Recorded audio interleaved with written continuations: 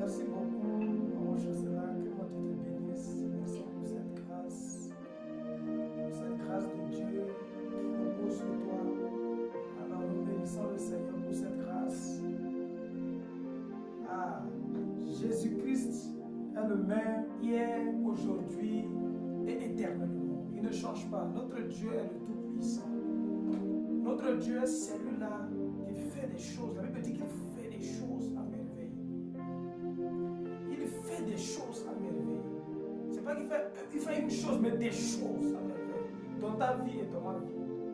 Alors nous bénissons le Seigneur pour cette grâce qu'il nous a accordé encore de nous retrouver ce soir pour méditer la parole de Dieu. Parce que c'est très important de méditer la parole de Dieu. Même la Bible dit, Dieu a dit à Jésus, c'est dans ça que tu vas réussir, c'est dans ça que tu vas prospérer.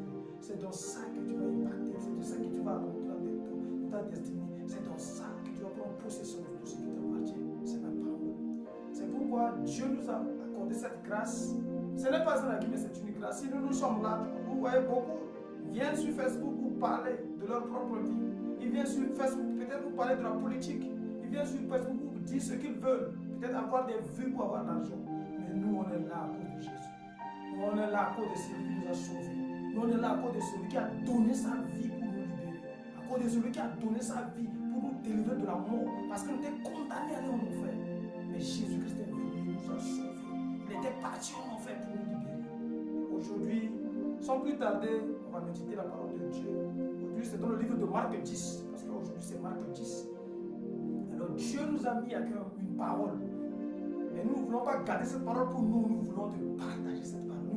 Nous voulons vous partager cette parole. Pour que vous puissiez aussi prier avec nous. Pour que vous puissiez aussi prier comme nous. Là où vous vous trouvez, là où vous êtes. Même si tu n'es pas en ligne. Mais quand tu écouteras cette parole, prie aussi avec nous. Prie avec nous. Que cette grâce te localise. Que cette grâce te trouve là où tu es. Prie avec nous. Nous allons méditer la Bible dans le livre de Matthieu 10, à partir du verset 46. Il y a beaucoup de choses qui se sont passées dans Marc 10. Mais Dieu nous a mis à cœur de nous focaliser sur Marc 10. La Bible dit quand Jésus-Christ était entré à Jéricho. Jésus-Christ a fait son entrée à Jéricho. Alors il y avait là un homme qui s'appelait Bartimée, le fils de Timée. Il était aveugle. Il ne pouvait pas voir. Il ne pouvait pas voir. Il était là, il était mendiant. Puisqu'il ne pouvait pas voir, il ne pouvait plus rien faire. Alors il demandait de l'argent, il demandait tout pour manger. Mais arrivé à un certain moment, Jésus-Christ a fait son montée dans cette ville appelée Jéricho. Cet homme a crié d'après Jésus. Il a crié, Jésus, Jésus, aie pitié de moi, Jésus, fils de David. Jésus a tourné ses regards vers cet homme. Il a dit à cet homme de venir. Il a posé la question à cet homme. Qu'est-ce que tu veux? Qu'est-ce que tu attends de moi? Qu'est-ce que tu attends de moi? Et cet homme a dit, je veux voir. Il a dit, je veux voir. Mais avant de venir, il a fait deux choses. Nous allons nous appuyer sur ces choses-là. Il a fait deux choses. La Bible dit qu'il a jeté son manteau. Et il s'est levé du banc où il s'était assis. Il est venu vers Jésus. Quand il était venu vers Jésus, c'est là qu'il a trouvé sa guérison. Beaucoup aujourd'hui sont comme Bartimée. Parce que quand tu perds la vue, c'est que tu perds beaucoup de choses dans ta propre vie. Tu ne vois plus spirituellement. Peut-être dans le monde spirituel, tu ne vois plus. Peut-être dans le monde spirituel, tu es aveugle, tu ne vois plus. Tu es aveuglé par les principautés. Ta vie n'a plus d'avenir. C'est que tu ne vois plus rien. Tout est devenu noir pour toi. Quand tu regardes ta vie, tu ne vois plus de perspective. Quand tu regardes tes études, tu vois que rien ne marche. Dans ta famille, rien ne marche. Tout est devenu comme aveugle. Tu ne vois plus rien. Les choses sont en train d'aller tomber dans l'eau. Tout part comme si tout est en train d'aller dans l'eau. Mais ce soir, Jésus-Christ veut t'interpeller. Jésus-Christ veut que tu ôter le manteau de la honte qui est sur toi. Jésus-Christ veut ôter le manteau de la paresse qui est sur toi. Jésus-Christ veut ôter le manteau de cette détresse-là. Tu es là, enfoncé. Mais il faut que ce manteau va tomber aujourd'hui au nom puissant de Christ Jésus. Ce manteau va tomber, manteau de la honte, manteau de la paresse, manteau de la détresse. Ces manteaux vont tomber ce soir dans le nom puissant de Christ Jésus. Comme les enfants dit, in the name of Jesus. Ces manteaux vont tomber. Ces manteaux vont être à terre. Et tu vas te lever. C'est comme Bartimée s'est levé. C'est là qu'il a obtenu sa guérison. Tu dois te lever là où tu es. Sur quoi toi tu es assis? Ou bien dans quoi tu es assis aujourd'hui? Jésus va te libérer. Mais il faut que tu te lèves. Même la Bible dit dans Isaïe 60, tu dois te lever pour que ta lumière arrive. Tu dois te lever. Ce soir, dis je me lève. Ce soir, dis je me lève. Tu dois te lever dans ta zone de confort. Tu es dans une zone de confort. Pour toi, c'est manger. Pour toi, c'est seulement boire. Pour toi, c'est sortir avec des amis. Pour toi, c'est seulement se balader. Mais aujourd'hui, tu dois te lever de ta zone de confort. Lève-toi pour aller chercher des âmes pour Jésus-Christ. Lève-toi. Jésus-Christ nous a donné cette instruction à toi et à moi, pas seulement moi seul. Il n'a pas dit les pasteurs, il n'a pas dit les évangélistes, il n'a pas dit les apôtres, il a dit allez partout, à tout le monde, allez partout. Il a dit à ses disciples, ceux qui acceptent de suivre Jésus, il a dit à eux tous, levez-vous, allez partout le monde. Il y a des âmes qui sont éparpillées, mais tu es là assis dans ta zone de confort. Tu regardes les âmes, beaucoup des âmes périssent, beaucoup tombent dans l'eau. Dieu t'interpelle, toi et moi, de jeter ce manteau de honte là. Tu as honte de l'évangile. Tu as honte de parler de Jésus. Jette ce manteau ce soir. Lève-toi maintenant pour Dieu. Jette ce manteau. Jette ça, mon frère. Jette ça, ma soeur.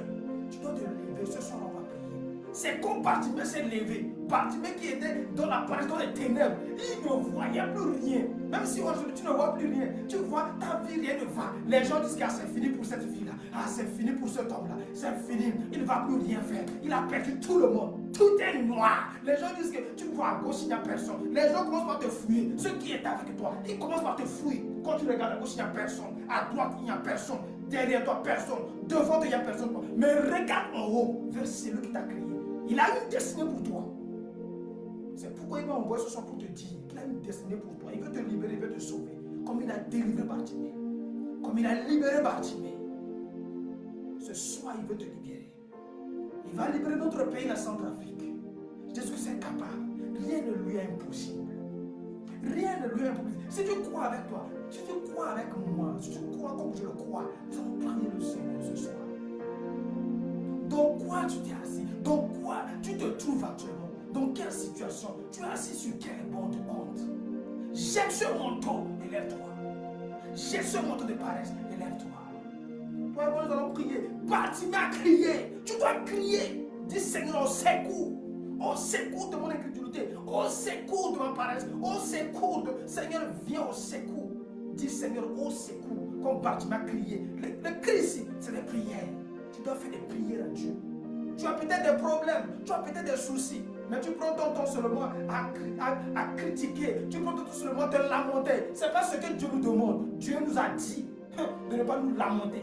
Dieu nous a dit de ne pas nous inquiéter de nos problèmes. De ne pas nous inquiéter de nos soucis. De ne pas nous inquiéter de quoi que ce soit. Mais Dieu nous a dit de lui présenter nos problèmes, nos soucis, dans des prières avec des actions de grâce.